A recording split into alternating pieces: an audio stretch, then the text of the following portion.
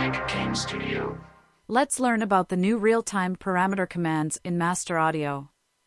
This muzzle flash needs sound, so let's open the Master Audio prefab and lock the inspector so we can drag multiple clips in at once.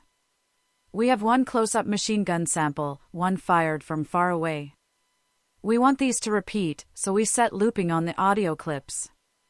What we want to do is crossfade these clips based on distance, so when a distant enemy fires, it sounds convincingly like they are far away. Expand the RTPC section in the Master Audio prefab.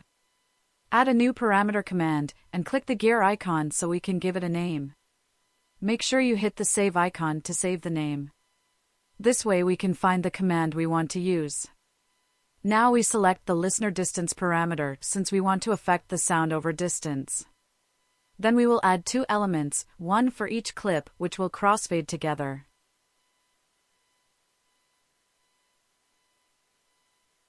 After a quick preview of our gunshot sample, we select the Effect Volume control and click to open the Fade-in, Fade-out fields. We reduce the max volume of the close-up sample as it's much louder than our distance sample. Now let's adjust the fade-out curve for the close shot.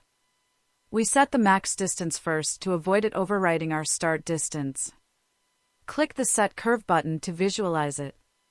After setting our fade-in to 0, the curve looks flat since the fade-out value can't be the same as the fade-in end value.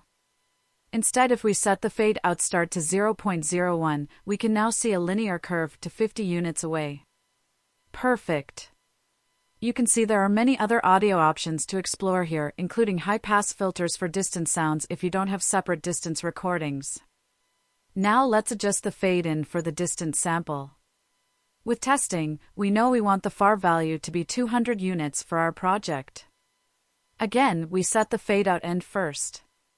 Then we adjust the fade-in distance so before the close sample has faded out fully, there will be some overlap with the distance sound. Because both samples will play simultaneously, it's important that their waveforms match up, and since these loop, both clips must be the same length. And let's preview the distant gunshot sample. It's probably a bit too quiet, but will work for this demonstration. Now it's time to set up the event, so select the object which will be moving. In our case, it's the particle effect. Add component. Dark tonic. Master Audio. Event sounds. For the event to activate, we will use visible so anytime we see this particle we will hear it. It's probably better set to enable so it can be heard off-screen.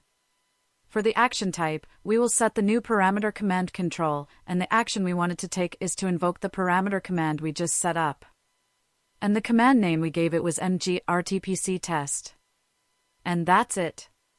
Our distance crossfading should now be working. Let's test it out. As we move the particle closer to the camera, we hear the far sound crossfading to the close-up shot sound. In the distance, we only hear the far sample, which is quieter than it should be, so you may want to turn up your volume a bit to hear it clearly.